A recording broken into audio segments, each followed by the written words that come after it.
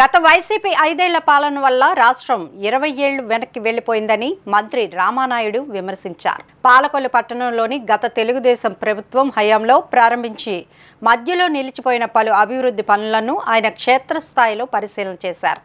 ఈ సందర్భంగా మంత్రి నిమ్మల మాట్లాడుతూ జగన్ విధ్వంసానికి రాష్ట్రంలోనే కాదు పాలకొల్లులోనూ అనేక అభివృద్ధి పనులు స్తంభించిపోయాయని అన్నారు. 12 కోట్ల వ్యయంతో చేపట్టిన ఆసుపత్రి అభివృద్ధి పనులు నాణ్యత లేకుండా చేపట్టారని మండిపడ్డారు. టిడ్కో గృహాల లబ్ధిదారుల పేరున బ్యాంకు నుంచి రుణాలు తెచ్చి ఆ రుణాలను పక్కదారికి మళ్లించారని ఆరోపించారు.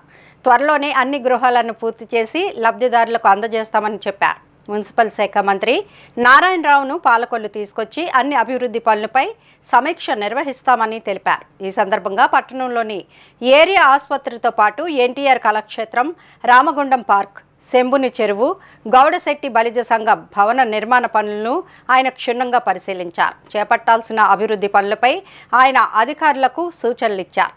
ఈ కార్యక్రమంలో మాజీ ఎమ్మెల్యే రామ్మోహన్, పట్టణ ప్రముఖులు పాల్గొన్నారు. కొండాడి వెంకటరాజు గుప్తా మరి ఎన్టీఆర్ కళాక్షేత్రం ఏదైతే ఉందో అది కూడా 5 సంవత్సరాలు అట్లా వదిలివేయడంతో చెదలు పట్టి బూజులు పట్టి ఏదైతే విధ్వంసానికి గురైందో మళ్ళీ దాన్ని కూడా రీఓపెన్ చేసి దాన్ని కూడా వర్క్ను కూడా స్పీడప్ చేసుకోమంటాం.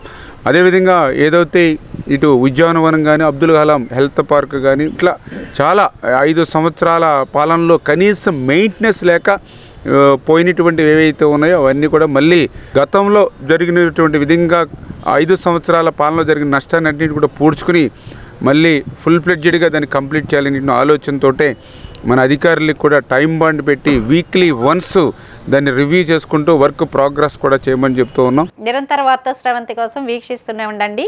మీ మా VST news. Please like, share, subscribe our channel.